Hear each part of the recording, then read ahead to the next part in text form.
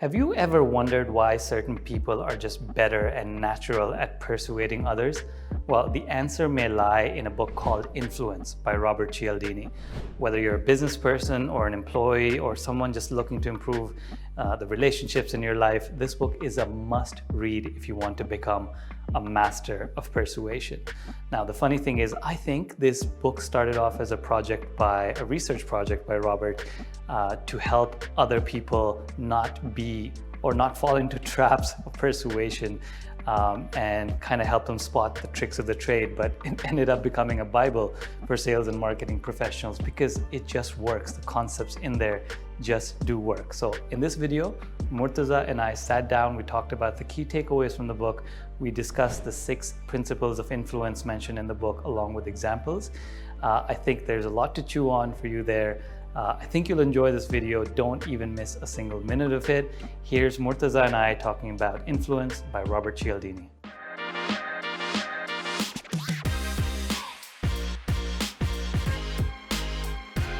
Tell me about this book. First of all, let's start at the top. Why do you think Robert Cialdini is qualified?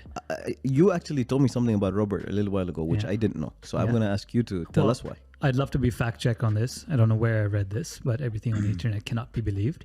But Robert Cialdini was actually on Hillary Clinton's campaign. And presumably, I'm guessing he's been on other political campaigns as well as an advisor.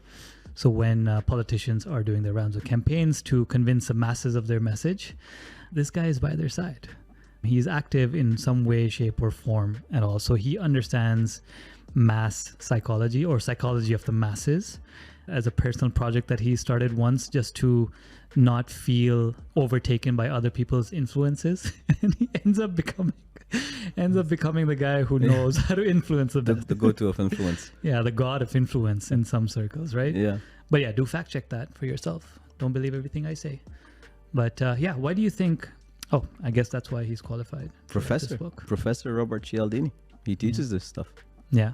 But also, the reason I really like Influence is because a lot of stuff that they talk about is proven either statistically or through, well, not say anecdotally, but through real story. Yeah. Not fictitious story. So there's always a backing for what he's saying.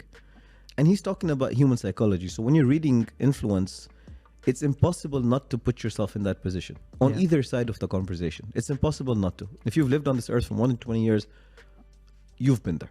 Absolutely. Yeah. And at what stage do you think business owners should pick up and try to attempt this book? And when I say stage, I mean, is it before they start a business? It's when they've started.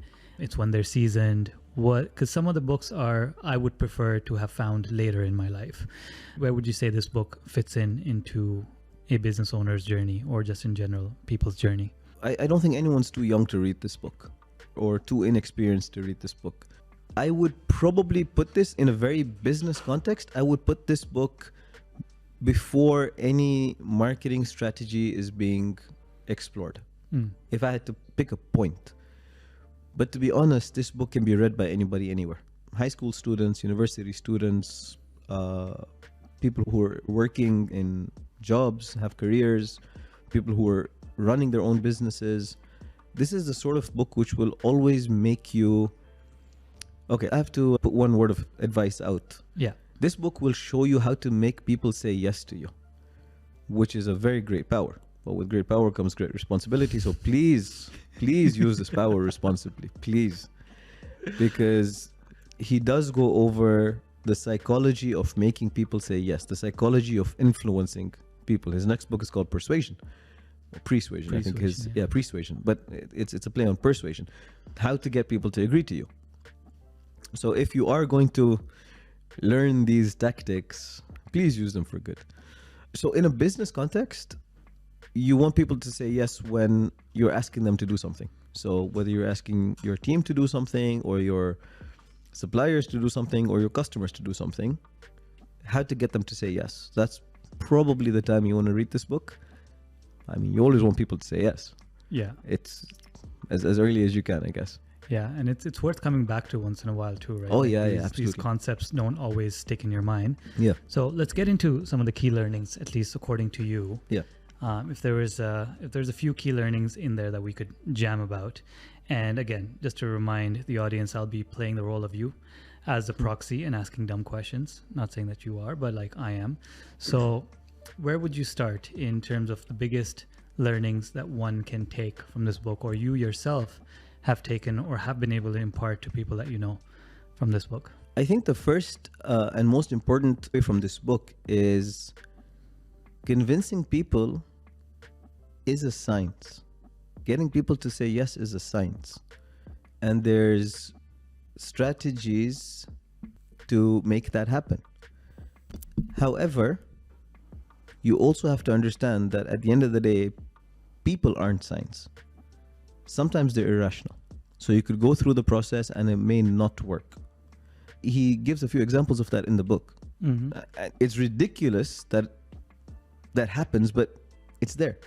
Yeah. Right? So first thing, kind of putting it out there that this book will give you there's six different strategies to make people want to say yes to you. The biggest takeaway from that is you can look at each one and say, okay, how do I incorporate this in a business context? How do I incorporate this into my, let's say, my marketing or my sales? And from a personal context, how do I make sure that I also understand how to counter this? Yeah. Which is very important. How to say no when this is being done on you. So he talks about reframing some of these things as well. So I think that's really, really important. I want to interrupt you there. What you're talking about it being a science. So I picked this up from Scott Adams, creator of Dilbert. He wrote How to Fail Big, or I can't remember the name of books. I wish I had better memory. I should start taking CoQ10 if I remember that. But he mentions that people or humans are moist robots in a sense that robots are programmable. We are a piece of programmable machinery in a very moist container. Some people might call it tricks of the trade in terms of persuasion, but as a lifelong salesperson, 100% agree on that there are certain steps you can take to generate a yes, even though humans come with their own variability. But there's some things within your control, which you can always do. And we'll get into some of those, I guess, right now. Yeah. But that's really inspiring. I like that. Moist robots. Yeah. I'm going to remember that one. That's kind of learning number one. Learning number two. Very interesting. I'm actually going to quote one thing that he talks about in the book. The importance of the word because. It is, for those of you who haven't read this book, you're going to love this. We often assume that when we ask for something, we need a good reason to back it up. And the better the reason, the more likely it is people will say yes, which is logical, but doesn't quite bear out in studies. So they did this study where there was a bunch of people waiting to use a photocopy machine. And the experimenter goes to somebody in the line and says, hey, is it okay if I cut in front of you? Because I'm in a hurry. And 94% of people said, yeah, go ahead, it's fine. And in another round, she would go to somebody who's in line and say, hey, is it okay if I cut in front of you? And only 60% of people said yes. So we can attribute the difference to being a good reason. I'm in a hurry. I understand. Go ahead. The third round of experiments was she would go to somebody and say, hey, is it okay if I go in front of you because I need to make some copies?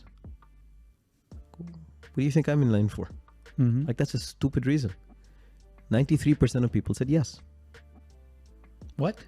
So the conclusion from this experiment was including because made the difference, not what came after the because. And you notice this in kids. I don't know if you remember this, but sometimes you're asking kids like, why did you do that? And he says, well, just because. Because what? Just because. Kids have picked up that just having that word because means that there is a reason. Whether or not the reason makes sense doesn't matter. Just the fact that there is a reason is enough for us to say yes. And this is something really, really, really insightful.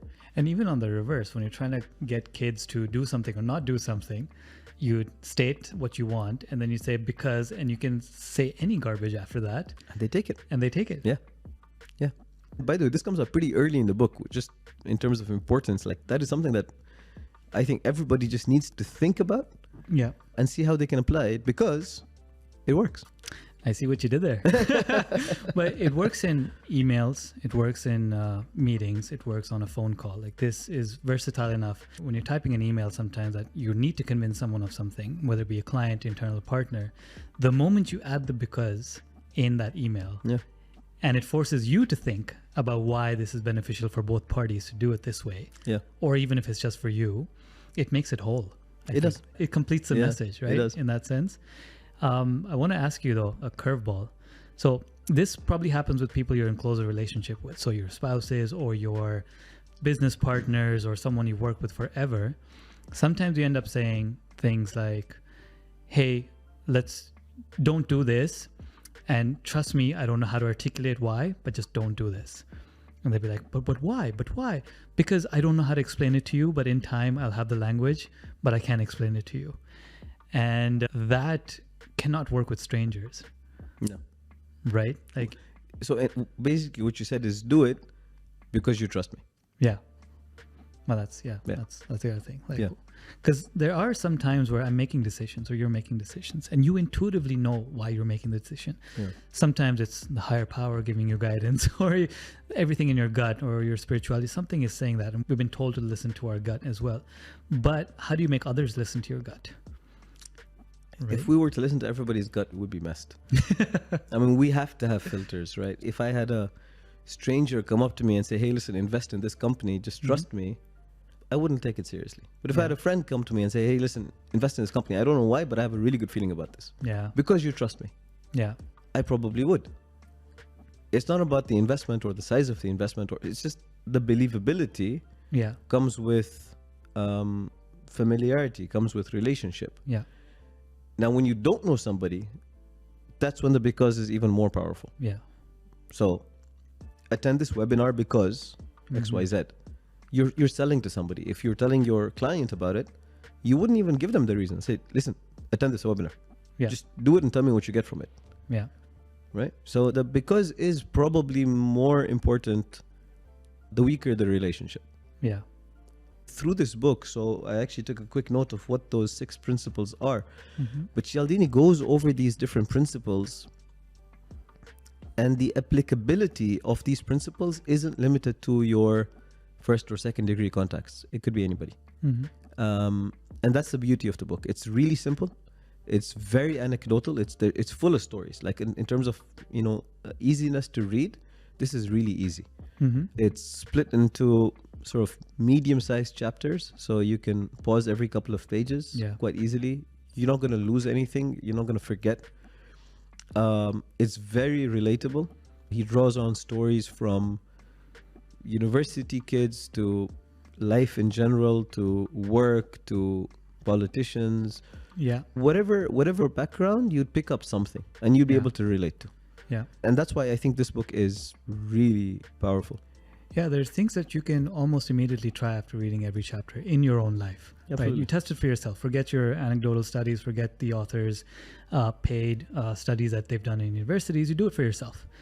Right? Like there was a study about when a person is seeking for help in a public place and they just shout, help, help, help, and nobody kind of really responds because no one takes responsibility for that. But the moment that person was shouting help while looking someone in the eye and pointing towards them, saying, you, please help me. Yeah. That creates that responsibility, that creates that bridge of persuasion, and it gives that person the responsibility like, okay, I need to do something. Yeah. But if there's 10 strangers standing around and you're just getting help, everyone's kind of looking at the other, like, who's going to do it? Yeah. Or who will decide? And it's the victim who will decide. And they just need to point a finger at somebody. Or somebody who's helping who takes charge. Yeah. Right. So about a week ago, there was a guy in front of me who just collapsed. And immediately some people jumped and started fanning his face and so on. And I remember this stuff. So I was like, okay, you do this, you go get some water, you carry him, you call the medical. Just because we know these things happen. Yeah. And if nobody does, nobody takes that lead, it could have been worse. I use this in my football games in every week, right? So if I'm standing in defense and I'm watching the attack team coming and my defense is missing, what I've heard from other players is like, hey, defense, get back. That means nothing, right? Or like, guys, colors, get back, because we're playing in color shirts versus whites. Guys in colors, get back. Doesn't work. But the moment I start saying names, I'd say like, Weil, you're on John, or Harry, you're on Ravi. That immediately gets them to turn, look at me, and then find the player that they're supposed to mark and get to them. But shouting out, being as vague as possible, and then being as vague as possible doesn't link that connection. You can do this in meetings as well. Yeah. If you're sitting around like 10 people and you're saying, someone needs to come up with XYZ. We need to do this. We need to do this, right? That's bad persuasion. That's terrible. Right? That's and terrible. we've all been there. And this is one of the things. This is a fantastic example. This is one of the things that I think anybody can start applying immediately. So in your next meeting, before you leave, every action item has a name against it, and preferably a due date. So you are going to do this by this date. Are we in agreement? Yes. I am going to do this by this date. Is that clear? Yes. Now we have something to work off. Yeah. Versus, okay, so by next meeting, we need to XYZ. Yeah, next meeting's a waste of time. Yeah, absolutely. No, it happens. It happened quite a bit. I think attaching those names, we've started doing that we have a board meeting today, so I'm thinking about that right now. Of the things I haven't done from our last board meeting. But yeah, it puts that pressure on you to respond and behave in a certain way, even though it wasn't your idea to do that in the first place. So when the person collapsed in front of you and you ask someone to call the police or the ambulance, it wasn't their idea, but they're on board now. Yeah. Now there's that commitments kicked in. Yeah, exactly. And accountability kicked in. What else do you have to glean from this book? So the 6 principles from influence, because why not? Reciprocation. If you do something for me, I am obliged to do something for you. Even if, and usually, when what you're asking for in return is a lot more than what you did for me. And that's a really, really powerful, probably from our caveman days where, if somebody does something for us and we don't do something back for them, then we're social outcasts. Yeah. And that means we're dead. So this is like hardwired into us. So somebody does something for you, you got to do something back for them. That's why free samples work. That's why free samples are still one of the best lead magnets. What's a lead magnet? Yeah. It's a free sample. It's one of the most powerful conversion tools. You would know this. 100%. Because you're giving somebody something without them giving anything back to you. So they're like, all right, I should probably give you something. I'll give you a phone call. Yeah. Right. Or I'll give you an introduction. I'll give you a meeting. I'll give you some time. Yeah. That's all you need. Yeah. That's all you need. Right? Yeah. Like a free discovery call is still giving something. Yeah. Yeah. Yeah. So that's reciprocation. Second is commitment. Can I talk about that for a second? Yeah, sure. There's a spin on that. I don't know if it's in this book or somewhere else, but it is the reverse of that is borrowing something from somebody. It's in this book. It's in this book? Yeah. Is that the same point as no, I think it's a different one. Okay. That comes under liking, if I'm not mistaken. Well, we'll get to that at that point then. Sorry, go on to number two. No, it's cool. In fact, that's nice. We're going to come to that. Yeah. Second's commitment. Commitment and consistency is people will behave in accordance to who they think they are. Whether that's right or wrong of who they think they are, they will behave in that particular way.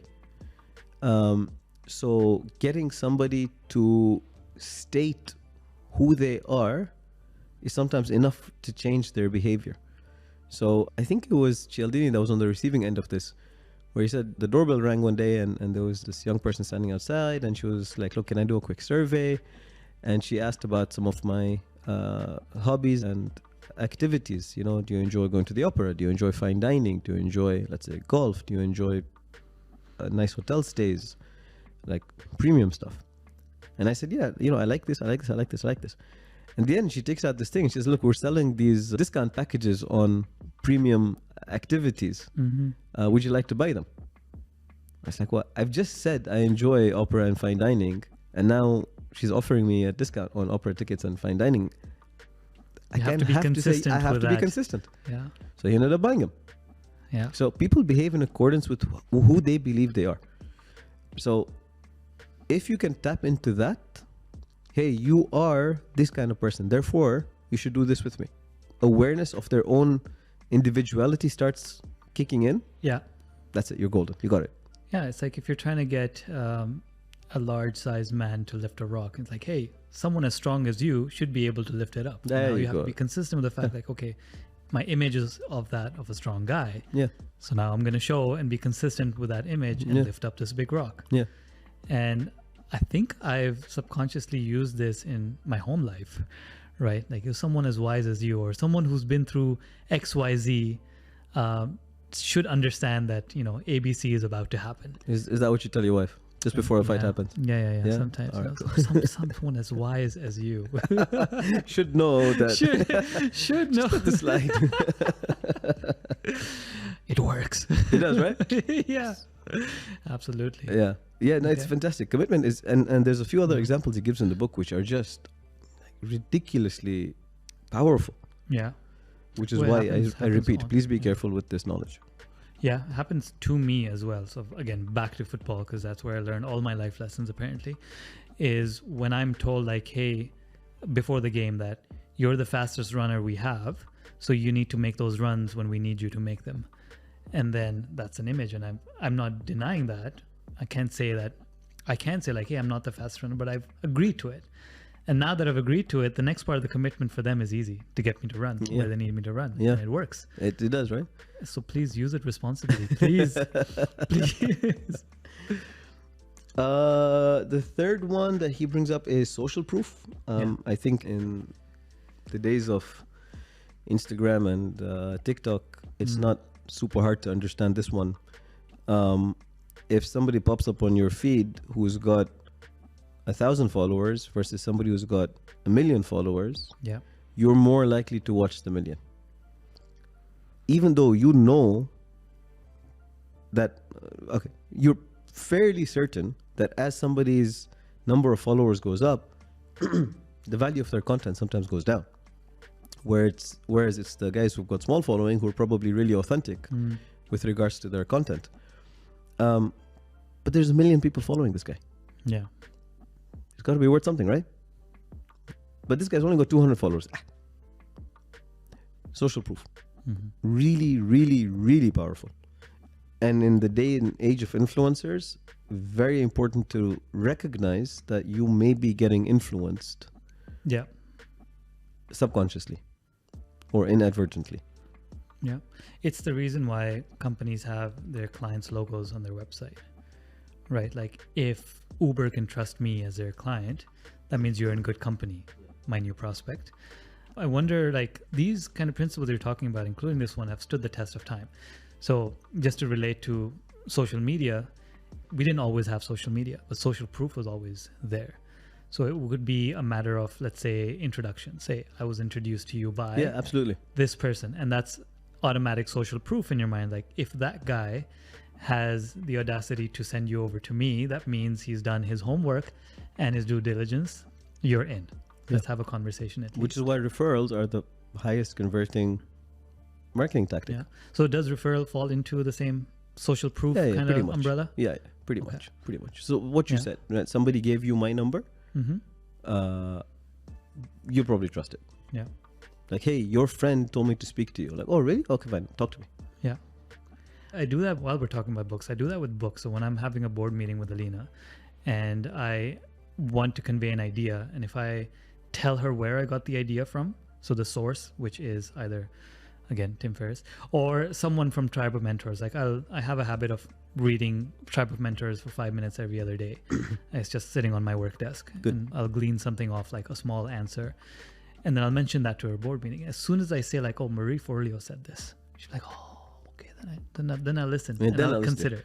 Is that your idea? But if it's or- my idea, the hell are you? You just started this with me. You're in my business. But yeah, no, that kind of works in day-to-day conversations. It too, really right? does. It really does, right? I mean, as soon as you start quoting, people Yeah. take you seriously. Yeah. That's always the case. Then comes liking.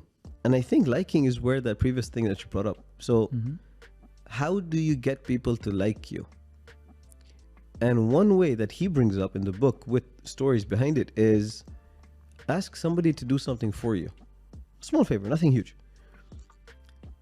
They will probably do it because they're nice people. Yeah. But then in their head, they're like, well, I did that favor for that guy. Therefore, I guess I like him. I probably like him. Yeah, I like him. And then all of a sudden, there's a relationship being built. which you have engineered rather than it being organic. It works really, really well. It's powerful. People buy from people they know, like, and trust. Yeah. Knowing is easy. Liking is a bit hard. Trust is very hard. If you can get to know and like with your general audience, it's probably enough. Yeah. Very few people have, let's say, Tim Ferriss's level of authority, where if Tim Ferriss recommends a product to you, you'd probably buy it because you trust him. You don't know him, but you like him and trust him. Yeah. You know of him. You don't know him, Yeah. but you like him. You trust him. Yeah. It's hard to get trust. It's hard to build trust. But at least if you can get to like, you're miles ahead. Yeah. You're in the right direction. You're at in the right least. direction. So Marwan's trying to pick up sales lessons as well. He's talked to me about it. This will be a fun video for you to dissect. These books, you should read that. Influence. What do you have next after liking? So just moving on really quickly, because I know we want to get to some of the other ones. Yeah. There's authority, which is being the go-to for something, and scarcity. Scarcity. So this was a really fun example he gave. When Concorde was still running, they cut back their number of flights from I think it was between New York and London. They cut back from 2 flights a day to 1 flight a day because it was not sustainable to run 2 flights a day. It was not economical to run 2 flights a day. So when they cut from 2 to 1, sales suddenly went through the roof because now there's less available. It was always there. People didn't want it. But now when it's starting to go away, suddenly everybody wants to grab a piece of the pie. And we can see this all the time. Scarcity is sometimes real, sometimes manufactured. Are diamonds scarce? If you don't know anything about diamonds, you say, yeah, diamonds are rare. Diamonds are X, Y, and Z. Whereas there's an overabundance of diamonds. If we stopped mining any more diamonds today, we'd probably have enough diamonds for the next decade. Really? Yeah. There are vaults. I've been of lied diamonds. to. Yeah, you have. Because scarcity has been manufactured in your mind. Yeah, Now absolutely. you're thinking, wow, diamond, wow. Bro, there's like truckloads of diamonds Yeah. that are just waiting to be sold. But because there's artificial scarcity in the market, Yeah. the value goes up. And just the power of this is so great. I, as a marketer, as a salesperson, use this all the time. So I should know that this is being engineered when it's happening to me, yet I can't shake it off. So if I get an email from let's say, software tool I've been meaning to try for a long time, and they say, just for 30 days, we have this offer going, and take it. I know that's engineered. I know that I'm on a list somewhere that has opened a few emails, and I know I'm a target right there. And I should be able to shake it off and be like, no, this isn't, it still works. In every ad that we do, and we produce, or our agency is producing at least 50 unique ads every month. We're using scarcity in everything. And does it work? All Works like a charm. the damn time. Works like a charm. Limited spots. Limited seats. spots. Yeah. Even if it's a webinar, only first 200 participants get in. The rest will get a recording. Yoga classes, discount, only 20 seats available. And sometimes it's unlimited seats available, right? But it always works. And some of it is engineered and some of it is like capacity driven too. Yeah. But I think the realization probably came from the fact that it was a capacity issue first.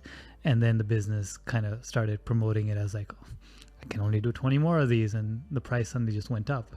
And everyone started noticing like, hey, what if I cut down my supply? Because they do that with oils sometimes, right? Like in the macro, cutting the supply of oil to raise the prices per barrel.